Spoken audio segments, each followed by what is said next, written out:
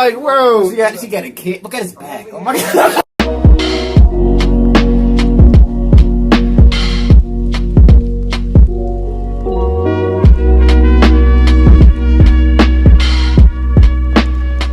Welcome back, OVB. Today we're going to be reacting to the most powerful families who secretly run the world. Question mark. Yeah, just an infographic show. Because you can never know, bro. From the Denver airport, the Freemasons and all them. That Denver airport's weird. You got those statues that can talk to you, like the paintings of like babies dying and like this big soldier with like a giant gun when they get like the little bayonet. He's like swathed in the whole group of people. Yeah, bro. I don't know, bro.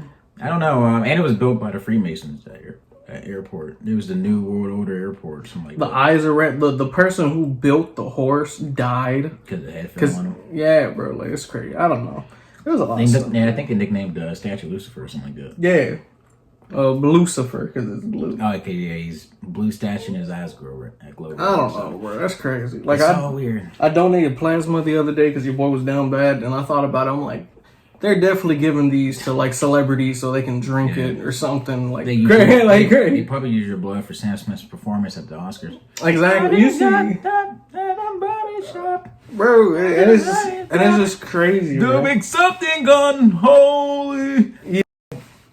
Doing like a little ritual, John, with the bitches all like. But then they have like news reporters or people like doing the sign like of what's it called? Yeah, bro, the Baphomet or something like that, where he has his hands like this. Oh, that shit. I throw this up. I'm just trying to show you. I don't actually believe in none of that. Or you can get struck by lightning. They might worship bulls. Balenciaga too, with the teddy bears wearing leather. Balenciaga. Yeah, it's all weird. They're all weirdos. They're all low key. You know what? They all go to them parties and do things to each other, do things to children. They get it on video. They use it against people. Some people are into it. I don't know. It's all weird, but that'd be crazy. We just look to the side, we just see like a red dot right here, just like yeah. But when we talk about these families they go back. You know, at least lineages. I would say at least before the Industrial Revolution. You know, some people who were descended from like kings and these were like the smart cavemen who were like, okay, if we run all the dumb cavemen, we're gonna get somewhere. Yeah, we can work less. If we make them believe in religion and all this, we can control them. I don't know how to get into all that. But I don't know. This is Girls Run. No, it's not Girls Run. It's the most powerful families who secretly run the world. Hit that like button, subscribe, and share. I appreciate you want to come back to the channel. That girls run the world. But sadly, the queen bee is gravely mistaken. Throughout history, power has always been concentrated in the hands of the few, from the first tribal chieftains and their shamans to today's political elite. But sometimes that power has been held firmly within bloodlines, passed down from generation to generation like a very unearned inheritance. Hello and welcome to another episode of the Infographic Show. Today we're taking a look at the most powerful families in the world. 5. Rothschild family. With a name that pops up in nearly every conspiracy theory out there, it's no surprise that the Rothschilds would end up on this list. Whether they're responsible for assassinating JFK to ensure he didn't invade Cuba, and thus destroy the lucrative sugar market, to having secretly financed 9/11 on behalf of the aliens from Zeti Reticuli, so they could eat our brains. If there's a conspiracy theory out there, chances are the Rothschilds are at the center of it. With a family history such as the Rothschilds, though, it's hard to blame conspiracy theorists. Rising from a lowly apprentice working at a small Hamburg bank, Mayer Rothschild displayed from an early age a keen interest and talent for finances. In no time at all, Mayer had made himself a prominent member of the global banking industry and would go on to install his 5 sons around the financial capitals of Europe, overseeing operations from London to Berlin. The Rothschilds helped stabilize international currencies through their lending and banking practices with individual governments. While this was generally a good thing as it kept markets stable and people employed, the Rothschilds certainly earned a very pretty penny for their charitable work. As Europe plunged along the Industrial Revolution, the Rothschilds were there to finance Europe's favorite hobby, waging horrible wars against itself. Mostly staying on the right side of history, though. The Rothschilds were quick to lend England about $10 billion in today's dollars to help finance their war effort against Napoleon Bonaparte. By this time, the Rothschilds' fortune was so vast and their financial network so elaborate that they actually received the news of Napoleon's defeat at Waterloo a full day before the British government. The truth, however, is that the Rothschilds were simply simply a family extraordinarily gifted in the world of finance, and their charitable contributions to human society are some of the greatest in history and continue to this day. Or perhaps the Rothschilds paid us to say that, so you can figure out that they're secretly working for the Zeta Reticuli aliens who definitely don't want to eat your brains. 4. Rockefeller family. If there's a name synonymous with the international power and intrigue of the Rothschilds, it's the Rockefellers. John D. Rockefeller was born in rural New York to a father who was a con man and a mother who was deeply religious. Unlike his Shuckster family, John was often described as a serious, polite, and honest young man. And at age 17, he began working as a bookkeeper at a small produce farm. Working long hours, Rockefeller delighted in the intricacies of the work, yet had a keen mind for finances and budgeting. Seeing an opportunity with the advent of the internal combustion engine,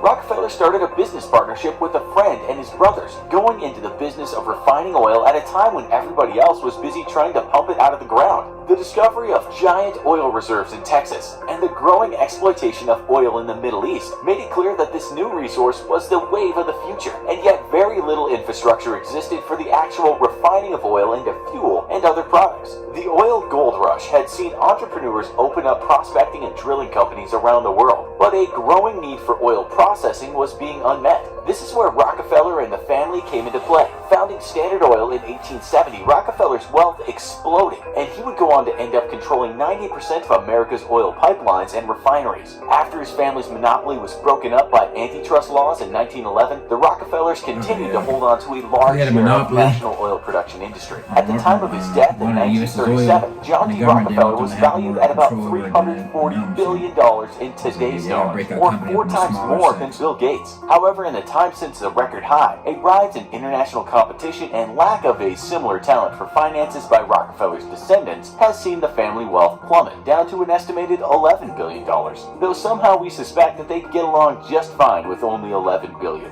So, yeah. 3. The Morgan family. Born to a banker, it's no surprise that John Pierpont Morgan would follow in his father's footsteps and become a banker himself. However, unlike his father, John would go on to found one of the world's most important financial institutions, J.P. Morgan and Company. During a scare in 1893 over the outflow of the U.S.'s surplus gold to foreign nations, the U.S. economy looked set to plummet. But in these dire times, John saw an opportunity that no others did. Putting together a syndicate of bankers, which included the Rothschilds, Morgan used U.S. bonds to buy back gold from foreign investors, thus restoring public faith in the dollar and stabilizing the economy. This gold and bond exchange, however, allowed Morgan to effectively control the U.S. gold supply, which let him finance the creation of U.S. Steel and General Electric, while buying out all competitors, effectively taking over 2 of the most important financial sectors of the entire nation, steel and electricity. Morgan's control over the nation's gold supply at the time, when the national economy, and most global economies as well, were tied to the gold standard, allowed Morgan to manipulate the economy to raise or lower the value of the dollar and consumer prices. And despite ensuring a measure of fiscal responsibility, this is overwhelmingly why the gold standard is a bad thing, no matter what your belligerently libertarian uncle posts on your Facebook wall every other week.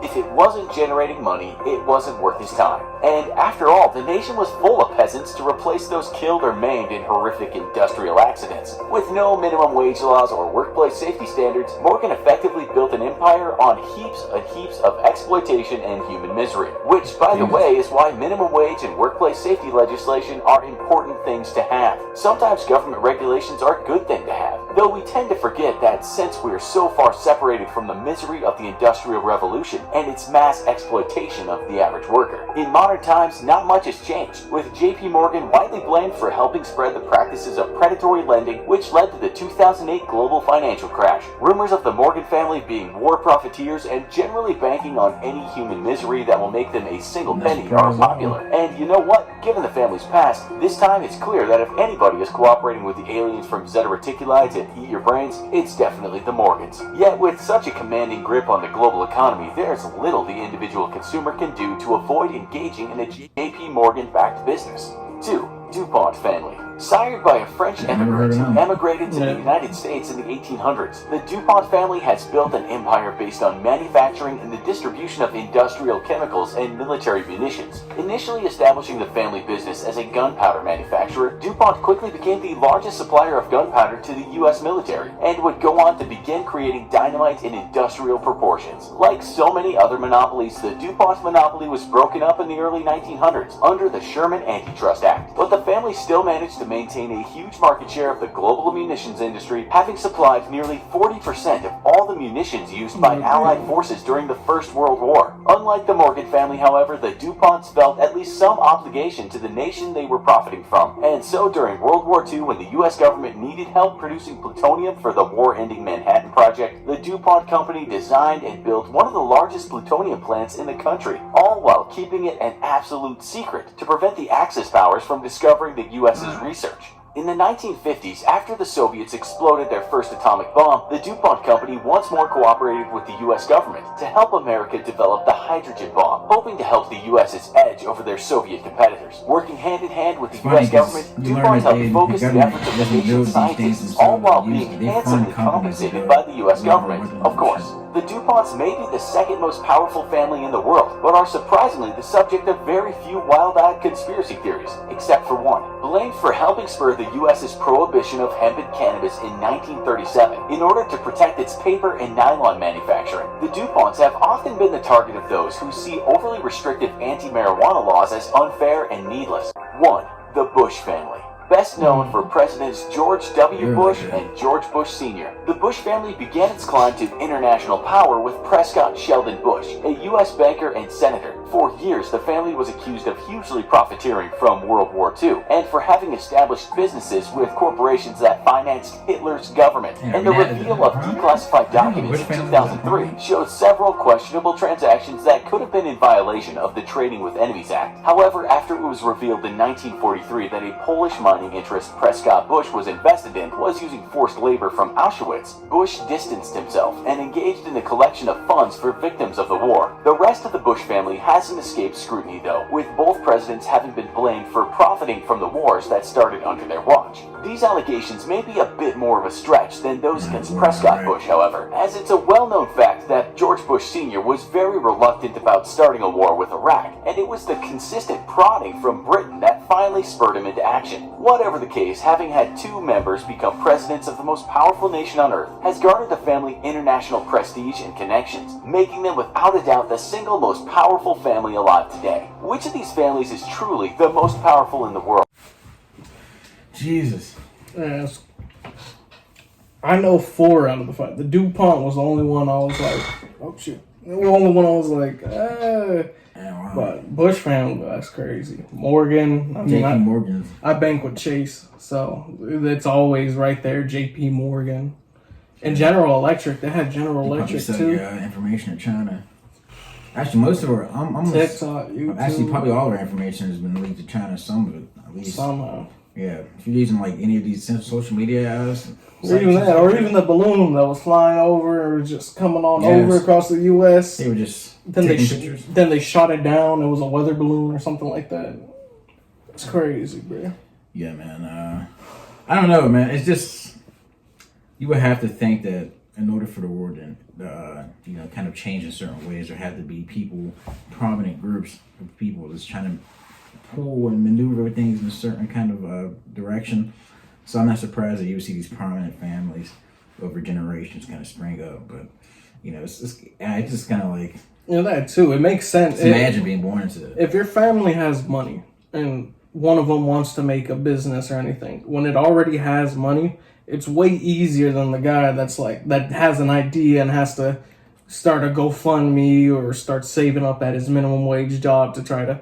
So it's like, of course, if money moves in cycles, bro. It's like they said, man. They already start from a position of power because they already have such a vast amount of wealth. They can move this wealth into entrepreneurship, like entrepreneurial ideas. Just like that, yeah. But yeah, let us know if you enjoyed this. Hit that like button. Subscribe and share. It's the Road to 10K. I really appreciate everyone coming back to the channel. We'll see you next time. Peace. Peace.